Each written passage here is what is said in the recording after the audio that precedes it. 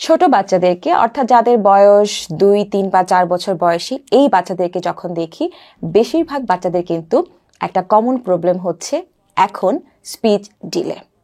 তো কখন আমরা বলি যে বাচ্চাটা আসলে স্পিচ ডিলের মধ্য দিয়ে যাচ্ছে? বাচ্চাদের স্পিচ ডেভেলপমেন্টটা যদি আমরা খুব সহজভাবে মনে রাখি তাহলে সেটা হয় এরকম যে 1 বছর বয়সে যে সে একটা শব্দ, 2 বছর বয়সে যে সে 2টা শব্দ এবং 3 বছর বয়সে 3টা শব্দ, অর্থাৎ সে পুরো একটা বাক্য তৈরি করতে পারবে।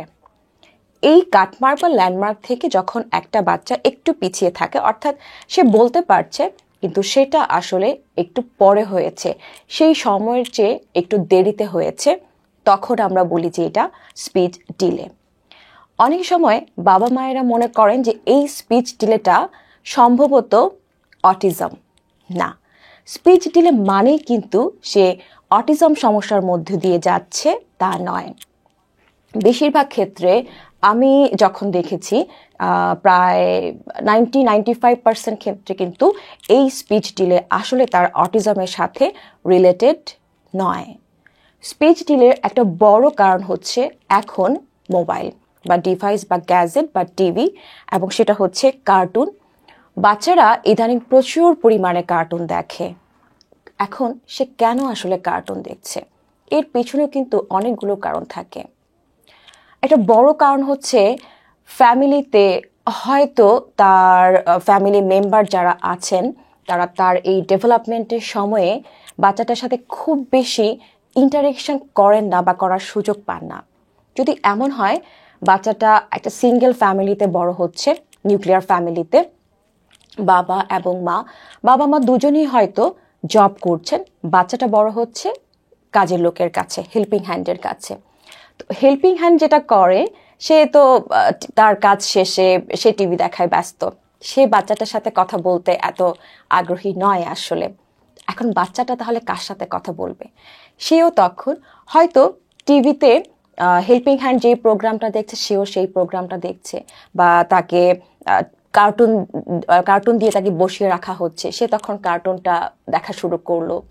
একসময় সে কার্টুন থেকে সে গেমস দেখা শুরু করলো, বা টিভিতে সে তার পছন্দের কোকোমেলন, বিভিন্ন ধরনের বাচ্চাদের কার্টুনগুলো থাকে খুব অ্যাট্রাকটিভ, কালারফুল, যেগুলো বাচ্চাদেরকে ভীষণ আকর্ষণ করে। তো সে যখন তার কমিউনিকেশনটা যখন হয়ে যাচ্ছে এরকম কার্টুন বা মোবাইলের সাথে, তখন কিন্তু তার স্পিচ ডেভেলপমেন্টটা আসলে অ্যাপ্রোপ্রিয়েটলি হবে না, এটাই স্বাভাবিক।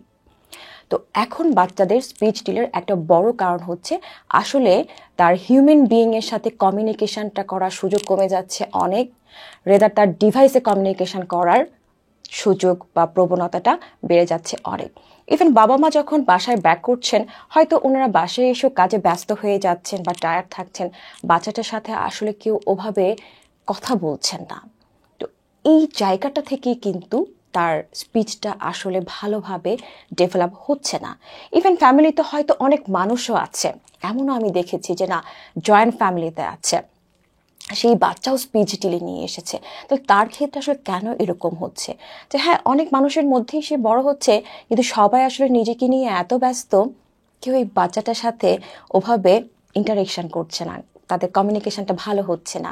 এবং অনেক সময় হয় যেটা যে এই বয়সে বাচ্চারা যেহেতু টেরিবল 3, অর্থাৎ সে একটু টেম্পার টেন্ট্রাম করে, খুব রাগারাগি কান্নাকাটি, তখন যেটা হয় মায়েরা যেটা বলেন যে খুব জেদ করছে, কান্নাকাটি করছে, তখন তাকে মোবাইলটা দিয়ে দিলাম, তো দেখে যে না কার্টুনটা দেখলে সে শান্ত থাকে। বা আরেকটা যেটা হয়, বাচ্চা তো খেতে চায় না, তো তাকে কার্টুনটা দিলে সে তখন দেখি সুন্দর করে খেয়ে নেয়। তো খাওয়াটা শেষ করার জন্য হয়তো উনি কার্টুনটা দিয়েছিলেন, কিন্তু সেই টাইমটা কিন্তু অনেকক্ষণ হয়ে গেছে, আধা ঘন্টা, 1 ঘন্টা, এক সময় দেখা যায় যে 2 ঘন্টাও হয়ে যায়। সেখান থেকে কিন্তু তার এই কার্টুন বা গেমস দেখার প্রবণতাটা বাড়তে থাকে, এবং একসময় দেখা যায় যে তার স্পিচটা আসলে আর ডেভেলপ হচ্ছে না।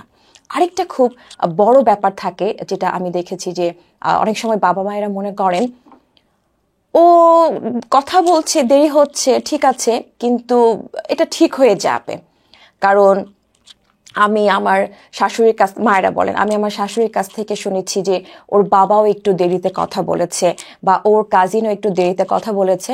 তো আমরা ভেবেছি যে এটা আস্তে আস্তে ঠিক হয়ে যাবে। তো সেই জায়গা থেকে তখন ওনারা খুব একটা আসলে কনসার্ন হন না, এবং বাচ্চাটাকে যে একজন প্রফেশনালের কাছে অর্থাৎ স্পিচ থেরাপিস্টের কাছে নিয়ে যাওয়াটা দরকার, বা তার এই কার্টুন মোবাইল এই জিনিসগুলো কমিয়ে ফেলা দরকার, অফ করে দেওয়া দরকার, তাকে অন্য বাচ্চাদের সাথে খেলাধুলার সুযোগ করে দেওয়াটা দরকার, এটা তারা তখন আসলে ভাবতে চান না বা ভাবেন না। আরেকটা কারণ হচ্ছে যে বাচ্চারা যেহেতু এখন খুব বাসায় বন্দি থাকে, তো সে কিন্তু অন্য বাচ্চাদের সাথে মেশার, খেলাধুলা করার, কথা বলার সুযোগটা আসলে পাচ্ছে না। সেই জায়গা থেকে তার কমিউনিকেশনটা ভালো হয় না। তো এইগুলো হচ্ছে স্পিচ ডিলের একটা বড় কারণ। তো বাবা মায়েদের উদ্দেশ্যে যেটা বলবো, অনেক সময় বাবা মায়েরা যখন আসেন অনেকে খুব পাজল থাকেন, ইমোশনাল থাকেন যে বাচ্চার স্পিচ ডিলে মানে অটিজম। ইভেন অনেকে ফ্যামিলি থেকে জেনেও আসেন, ফ্যামিলি থেকে বলা হয় যে তোমার বাচ্চাটাকে তাড়াতাড়ি কাউকে দেখাও, ওর মনে হয় অটিজম হয়ে গেছে। মায়েরা এই ক্ষেত্রে খুব ইমোশনাল ব্রেকডাউন বা সোশ্যাল হ্যারাসমেন্টের মধ্য দিয়ে যান। তো এই ক্ষেত্রে আমি যেটা বলবো, এরকম স্পিচ দিলে যখন হচ্ছে আপনার বাচ্চার, সেক্ষেত্রে অবশ্যই আপনি কিন্তু একজন প্রফেশনালের কাছে, সে একজন স্পিচ থেরাপিস্ট হতে পারে, অকুপেশনাল থেরাপিস্ট, ডেভেলপমেন্টাল থেরাপিস্ট যারা কমিউনিকেশন নিয়ে কাজ করেন, অথবা আপনি একজন সাইকিয়াট্রিস্ট বা সাইকোলজিস্টের সাথে অবশ্যই আপনার কনসালটেশনটা করুন। এবং এইসব ক্ষেত্রে ইন্টারভেনশনটা যত দ্রুত দেওয়া যাবে, বাচ্চাটার কিন্তু স্পিচ ডেভেলপমেন্ট তত দ্রুত হবে।